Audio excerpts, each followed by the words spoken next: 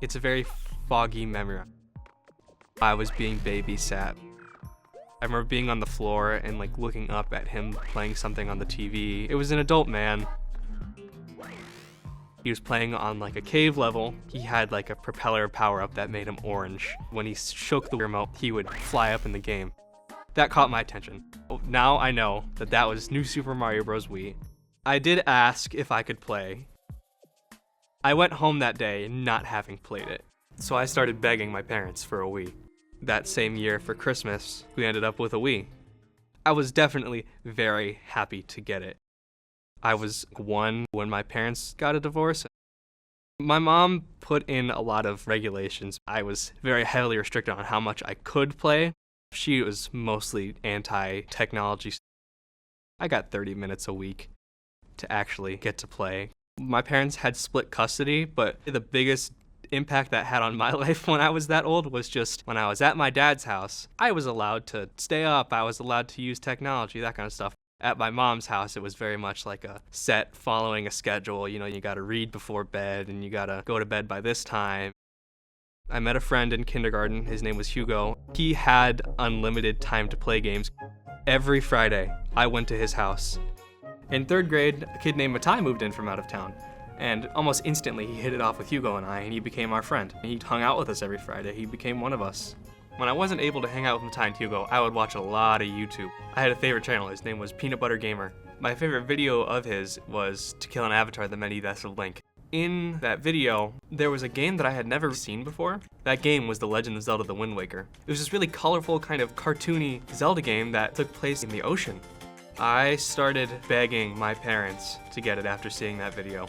There was nothing else I wanted more when I was young. The Wind Waker was for the GameCube, which was a console that was older than the Wii, which was all that I had. My parents didn't want to buy me a game for a console that I didn't have. They never bought me the Wind Waker. There was not much I could do about it, but just keep living my life. In the winter of 3rd grade, my dad fully moved away. He moved to California because he had lost his job at Microsoft and gotten a new one in the Bay Area in California. That definitely saddened me a lot as a kid because it meant I really only got to see him during holidays. I was a lot sadder that I didn't get to see my dad as much. Come the fall of 4th grade, my dad's in town and it's no holiday, no nothing. He picks me up from school, we go home, and then they tell me that I'm moving to California. I was like, when? And they say tonight. I didn't get to say goodbye to my friends. I didn't get to say goodbye to Matai or Hugo. That definitely hurt a lot. To have to leave and not getting to see them for the last time, knowing that I was going to be leaving. And I just had to kind of pack up and go.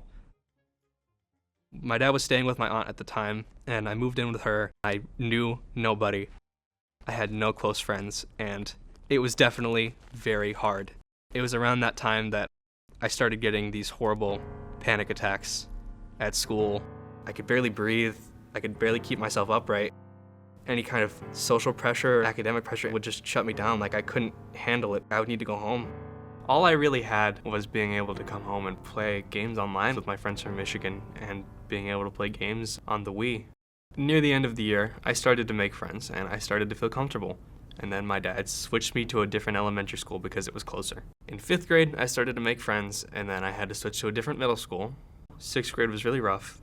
My panic attacks got worse. My anxiety got worse. And then in 7th grade, I finally met my friends. I met my first friend through a shared interest in playing games online together, and then we kind of just slowly built up our group from there. I had finally found my group of people that made me really happy. 9th grade rolls around. I'm doing really well. I'm going to the same high school as all of my friends. And then the pandemic starts. It was still going great. I was able to talk to my California friends online. So it kind of didn't really feel like much changed. And then my dad's work switched to remote, and he decides we're going to move to Michigan to save money. A couple of days before my dad and I were scheduled to drive back to Michigan, the school required us to come in person and return our textbooks. It lined up perfectly for that to be the last day I saw my friends. My chance to say goodbye, and it was kind of that opportunity I missed out on when I first moved to California when I was a kid. The last day I hung out with my friends, I kept waiting for my opportunity to say goodbye, but I couldn't do it. Telling them that I had to move was like admitting to myself that I was going to have to start over. And I was scared. I didn't want that to happen again. I didn't want to have to go through what I went through when I was a kid.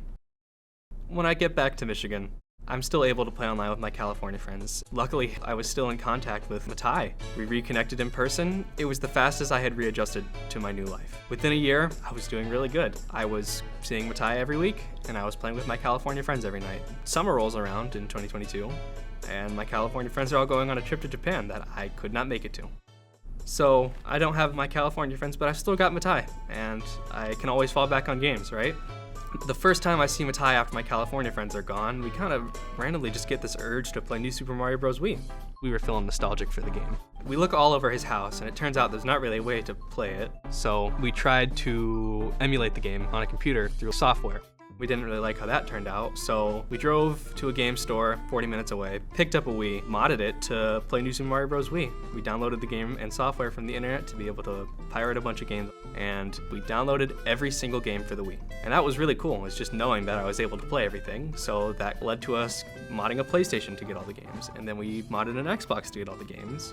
I wanted to play The Witcher 3 on my computer, so I pirated it. I had that same moment of realization where I was like, oh, I can kind of just pirate whatever I want. So I had every single game that I could ever want on any console or my computer. Having this surplus of games made me not want to play anything. I didn't really feel motivated. I didn't really feel like there was any value to me actually playing the game. Unfortunately, at that time, Matai's family went out of town on vacation. So I had lost my California friends, I had lost seeing Matai every week, and I had lost being able to fall back on games. My panic attacks came back because I was just so lost and I didn't know what to do, and I had felt really alone again. Going through those couple of weeks made me kind of, I guess depressed is the right word. It made it hard to find motivation to do many things.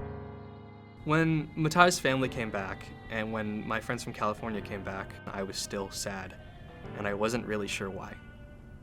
There was one day where I was at my friend Matai's house, and his older brother came downstairs with a GameCube, and he said, hey, do you want this?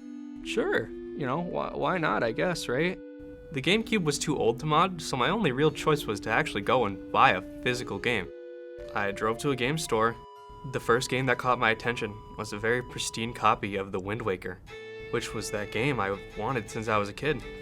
I set the GameCube up, and I kind of lost myself in the game. I was enjoying myself. After the beginning 20 minutes of the game, you're let loose on the boat, and the main theme plays of the game. And it was then, right when that music started playing, that it finally clicked. All of my hairs on my arm started to stand up, and I started to tear up. It's because I'm doing the thing I've wanted since I was a kid, is being able to play the Wind Waker.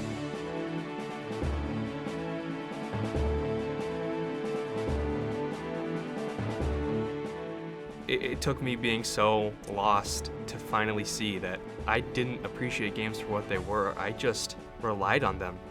I came out of it having beaten the game and done everything, feeling so complete. It was a feeling which, in regards to games, I had never felt before. That feeling just set off this spark in my brain where I was like, I gotta go buy another game. I picked up Super Mario Sunshine. From there, it kept going. Buying those games physically, holding them, inserting them into the console was the most complete I had felt in a long time. It sent me down a really nice path of being able to buy games and collect them and just have this thing to fall back onto, because now I know how to enjoy games in a way that can continue to support me and make me feel complete even when I'm alone.